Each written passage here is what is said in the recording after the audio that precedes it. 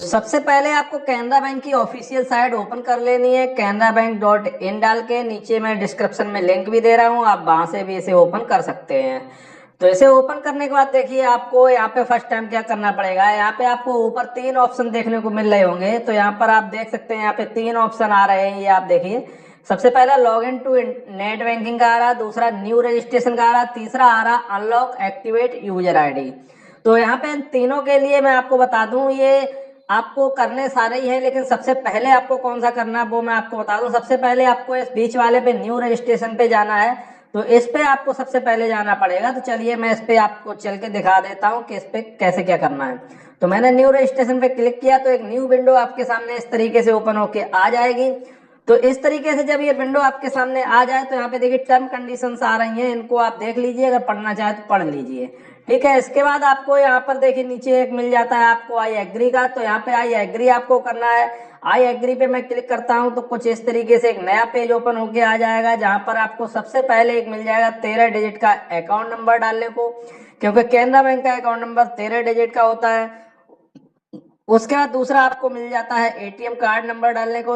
मैंने जैसे कि अभी आपको बताया, ये सारी चीजें अपने सामने रख लीजिए। तो चलिए मैं यहाँ पे आपको दिखा देता हूँ एक एक करके डालने के बाद। सबसे पहले मैं अपना अकाउंट नंबर यहाँ पर एंटर किए दे रहा हूँ, जो हमारा अकाउंट नंबर है। तो आप भी यहाँ पे जो है अपना अकाउंट नंबर जो है एंटर कर दीजिए। तो मैंने यहाँ पर जो है अपना एंटर कर दिया है। अब नीचे आ रहा है देखिए एटीएम कार्ड के लिए, तो इसमें मुझे डालना है अपना एटीएम कार्ड का नंबर। तो मैं यहाँ पर जो है एटीएम कार्ड का नंबर एंटर किए दे रहा हूँ, आप भी अपना एंटर कर लीजिए।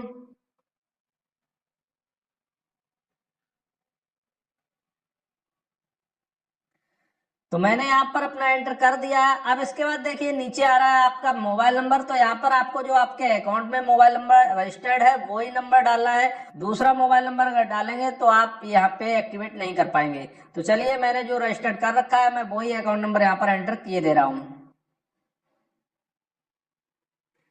तो मैंने अपना मोबाइल नंबर यहाँ पर एंटर कर दिया है। अब इसके बाद देखिए आपको मिल जाता है एंटर कस्टमर आईडी का। कस्टमर आईडी जैसा कि मैंने आपको बताया था, पासबुक पे मिलेगी आपको, आपका नाम एड्रेस जहाँ पे होता है उसके नीचे डली होती है। डिस्प्ले पे मैं शो भी कर रहा हूँ, तो आप देख लीजिए कुछ इस तरीके से आपको मिल जाएगी। ठीक है दोस्तों, तो चलिए मैं अपनी कस्टमर आईडी यहाँ पर डाल देता हूँ। कस्टमर आईडी दोस्तों पासबुक पे हमेशा रहती है, जब आपका अकाउंट खुलता है तभी आपको ये प्रिंट होके आ जाती है साथ में, यहाँ पर बाद में लेने की जरूरत नहीं पड़ती है। तो कस्टमर आईडी जो है कैनरा बैंक साथ में ही देता है। तो यहाँ पे मैंने जो है अपनी कस्टमर आईडी जो है एंटर कर दी है। इसके बाद देखिए यहाँ पे नीचे 2 ऑप्शन आ रहे हैं, पहला आ रहा है डेबिट ट्रांजेक्शन का और दूसरा आ रहा है क्रेडिट ट्रांजेक्शन का।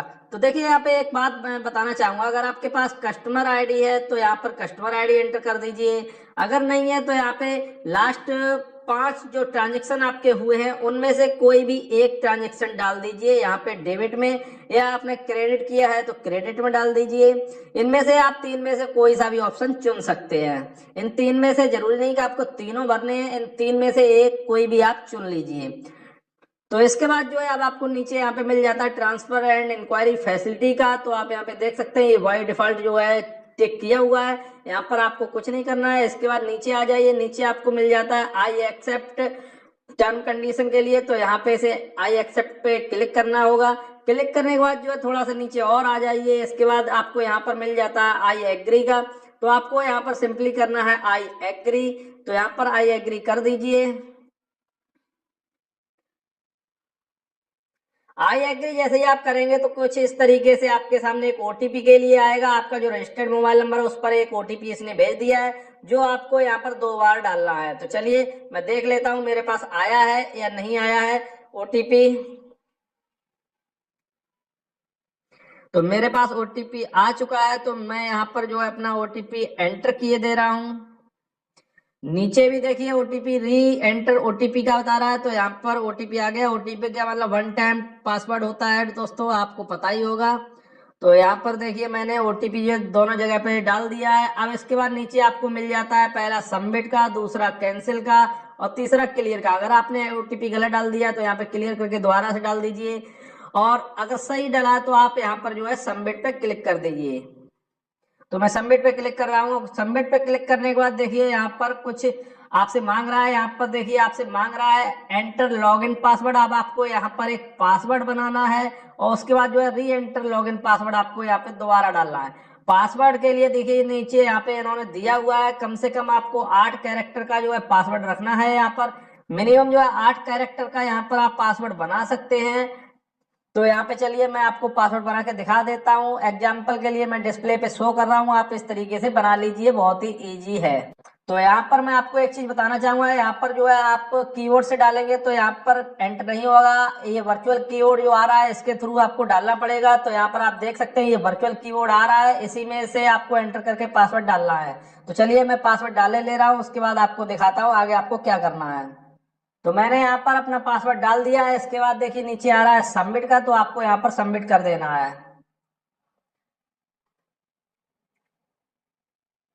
यहाँ पर आप देख सकते हैं हमारे सामने ये मैसेज आ गया है, you have successfully registered for net banking your user ID is, ये आ गई है जो हमारी थी यूजर आईडी, इसमें वही रहती है जो आपको बैंक से डिफॉल्ट में मिली हुई है। यहाँ पर जो है चेंज नहीं करनी होती है और ना ही चेंज होती है। तो यहाँ पर इसमें आपको कुछ नहीं करना है, यहाँ पर केवल देखिए आप ओके कर दीजिए और कुछ नहीं करना। ओके करने के बाद ये आप फिर से होम पेज पे आ जाएंगे। तो होम पेज पे आने के बाद अब आपका काम खत्म हो गया है, ये आपकी इंटरनेट बैंकिंग जो है चालू हो चुकी है। अब आपको यहाँ पे कुछ नहीं करना, आप देख सकते हैं यहाँ पे आ रहा है log in to net banking. अब आपको log in to net banking पे जाना है। तो चलिए मैं log in to net banking पे जाता हूँ। इसके बाद जो है एक नया पेज आपके सामने आ जाएगा लॉग इन करने के लिए। तो इसमें सबसे पहले देखिए आपको यहाँ पर डालनी है अपनी यूजर आईडी और दूसरे में डालना है अपना पासवर्ड। तो चलिए मैं अपना जो यूजर आईडी है मैं अपना पासबुक से देख के डाले दे रहा हूँ, क्योंकि मुझे याद तो है नहीं, पासबुक पे मेरे नोट है। और नीचे मैं अपना पासवर्ड एंटर किए दे रहा हूँ जो अभी मैंने बनाया था। तो जो पासवर्ड वगैरह है वो अपना नोट कर लीजिए दोस्तों, क्योंकि यहाँ पे जो आपको जरूरत पड़ने वाली है। तो चलिए यहाँ पे आप करते हैं साइन इन, एंटर मत दबाना दोस्तों, यहाँ पे साइन इन पे क्लिक करना, शॉर्ट में मत भागना दोस्तों, दिक्कत हो जाएगी, शॉर्ट में नहीं खुलेगा, यहाँ पे आपको क्लिक ही करना होता है। तो ये देखिए हमारी इंटरनेट बैंकिंग जो है लॉगिन होके आ चुकी है, हमारी इंटरनेट बैंकिंग जो है क्रिएट हो गई है, हमें कोई प्रॉब्लम नहीं हुई है, मात्र 5 मिनट का समय लगा और ये कंप्लीट हो चुका है। तो इस तरीके से आपके सामने डैशबोर्ड आ जाएगा। अब आपको यहाँ पर जरूरत पड़ेगी एक ट्रांजैक्शन पासवर्ड बनाने के लिए। ट्रांजैक्शन पासवर्ड आपको कैसे बनाना है वो भी मैं आपको इस वीडियो में बता दे रहा हूँ। तो ट्रांजैक्शन पासवर्ड बनाना बहुत ही जरूरी है, क्योंकि आप जब भी कोई ट्रांजैक्शन करेंगे तब वो आपसे ट्रांजैक्शन पासवर्ड मांगेगा। तो चलिए मैं आपको बता दे रहा हूँ कि ट्रांजैक्शन पासवर्ड आप कहाँ से बनाएंगे। तो ट्रांजैक्शन पासवर्ड के लिए देखिए आपको यहाँ पर एक दिख रहा है लेफ्ट साइड से माई प्रोफाइल का, तो आपको इस माई प्रोफाइल पे क्लिक करना है और जब इस पे क्लिक करेंगे तो आपको नीचे एक दिख जाएगा जनरेट ट्रांजैक्शन पासवर्ड का। तो इस जनरेट ट्रांजैक्शन पासवर्ड पे आपको क्लिक करना है। इस पे जैसे ही क्लिक करेंगे तो आपके सामने कुछ ये इस तरीके से आ जाएगा, जहाँ पे आपसे आपका एटीएम कार्ड नंबर मांगेगा। तो यहाँ पर एटीएम डेबिट कार्ड नंबर दे दीजिए, उसके बाद जो है यहाँ पर अपना पिन नंबर दे दीजिए, उसके बाद जो है एटीएम डेबिट कार्ड की जो एक्सपायरी डेट है वो आप यहाँ पर दे दीजिए। तो चलिए मैं फटाफट से ये सारी डिटेल यहाँ पे डाले दे रहा हूँ। तो यहाँ पर मैंने अपना सारा कुछ डाल दिया है। यहाँ पर एक्सपायरी डेट में आपको कोई और स्पेस वगैरह कुछ नहीं देना है, यहाँ पे डायरेक्टली अपना एक्सपायरी डेट सीधा सीधा डालना है। इसके बाद आपको यहाँ पर कर देना नीचे सबमिट पे, जो आपको यहाँ पे सबमिट का दिख रहा है इस पे आप क्लिक कर दीजिए सबमिट पे। सबमिट पे क्लिक करेंगे तो यहाँ पर देखिए कुछ आपके सामने इस तरीके से एक नया पेज ओपन होके आ जाएगा, जहाँ पर आपसे एक ओटीपी मांगेगा। ओटीपी आपका उसी मोबाइल पे जाएगा जो आपका रजिस्टर्ड है, तो यहाँ पर अपना ओटीपी एंटर कर दीजिए। तो चलिए मैं देख लेता हूँ मेरे पास ओटीपी आया है कि नहीं आया है। तो मेरे पास ओटीपी आ गया है, मैं यहाँ पर एंटर किए दे रहा हूँ। दोबारा से यहाँ पे री एंटर कर दीजिए। तो मैंने यहाँ पे री एंटर भी कर दिया। इसके बाद करना है आपको सबमिट, यहाँ पे सबमिट कर दीजिए आप। सबमिट जैसे ही करेंगे तो यहाँ पर देखिए आपसे आपका ट्रांजैक्शन पासवर्ड बनाने के लिए पूछ लेगा यहाँ पे। तो आप अपना यहाँ पर कोई भी एक ट्रांजैक्शन पासवर्ड बना लीजिए। तो यहाँ पर आपको पासवर्ड बनाना है और नीचे आपको री एंटर करना है वही पासवर्ड। लेकिन यहाँ पर जो है चलिए मैं आपको एक पासवर्ड बना के दिखा दे रहा हूँ। यहाँ पर आप कीबोर्ड का भी यूज कर सकते हैं, कीबोर्ड भी आपका काम आ जाएगा। तो पासवर्ड कैसे बनाना है ये मैं डिस्प्ले कर रहा हूँ, आप इस तरीके से जो है बना लीजिए, क्योंकि इसमें भी जो है स्मॉल कैपिटल स्पेशल नंबरिक सब कुछ मिक्स चाहिए। तो इसी तरीके से जैसे मैं डिस्प्ले कर रहा हूँ इसी तरीके से आप पासवर्ड बना लीजिए। इसके बाद जो है यहाँ पर आप सबमिट कर दीजिए सीधा।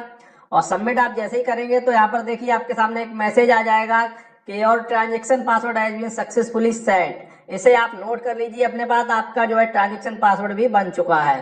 तो इस तरीके से जो है आप इस इंटरनेट बैंकिंग का आप यूज कर सकेंगे। अब आपका जो है ये कंप्लीट हो गया है। अब जैसे चाहे वैसे आप इसमें जो है अपना वर्क कीजिए। तो